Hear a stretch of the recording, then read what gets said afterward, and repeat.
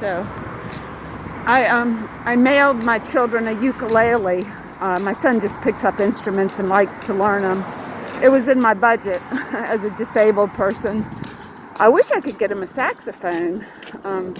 That's what he really wants. He had wanted to play saxophone, but they made him play clarinet in the band. But anyway, he's a pretty gifted musician. And when I look at the situation in this country, to just improve our country, because the more we improve our country, the better we're going to be able to help the world. And we do. We're very generous. You know, the United States is very generous with agape and charity. Agape is like giving of yourself, and it makes you feel good, builds you, and charity is just like writing that check to enable other people to do that work. Both are good. But as a neo-Dadaist and having studied art and the absurdity of war and the absurdity of a lot of things, doesn't this war in the Ukraine seem kind of absurd? It does to me. There's got to be a better way. That's why I want to build World Preschool, to get people getting ideas about those kind of things. Creative people with ethos and just, but I do get frustrated because I'm like, is this the world we want? You know, school never had arts, not really. Just a few people would take it. But the whole school, the whole public school system, they need to combine art history with history. You can't separate art history from history because it's contingent on each other happening. I don't know how you can do that with music and art and theater and just say, oh, well, that's arts. It's all combined. It's all the world we live in. And, hi, Johnny. We can do it, though. We can change that. And I do think art therapy at VCU, you know, they're such a good art school, but they don't have a graduate degree program in art therapy.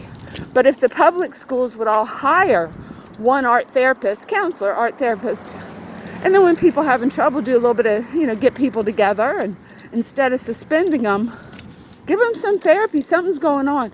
All children want to be loved. Every human, no matter how bad the behavior and whatever mental illness or issues, we all have that need. And that's what World Preschool is about, is to find it.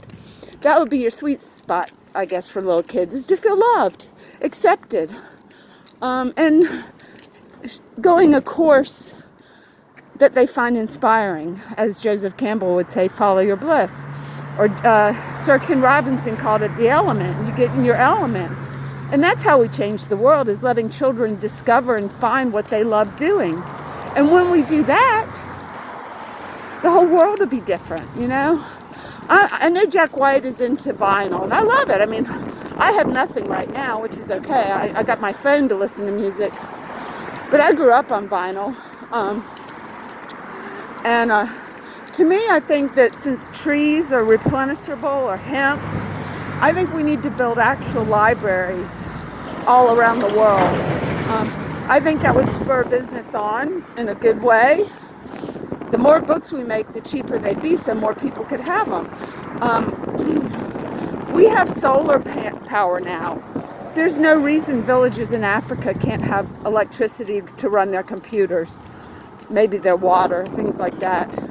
And once we build hospitals and they learn how to do that, and they have to learn in English too. The children probably should learn English in their native language. Hospitals and homes, schools, this migration into our country will not be so great. People will be like, I think I want to stay in South America. If we do bamboo carpets all over the world instead of the plastic ones that don't biodegrade, that's another business that they could have in South America and Mexico that would bring in some money and commerce in a good way. I got in trouble. Oh my God, I'm glad it's not me.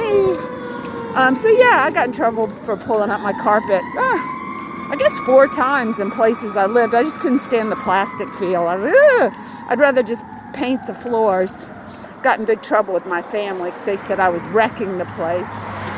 But I wasn't. I was just making it special with my art, which I gave away. I gave all of it away. When no one knows what Rauschenberg or Lee Bonnecue, or how can they even know what they're looking at?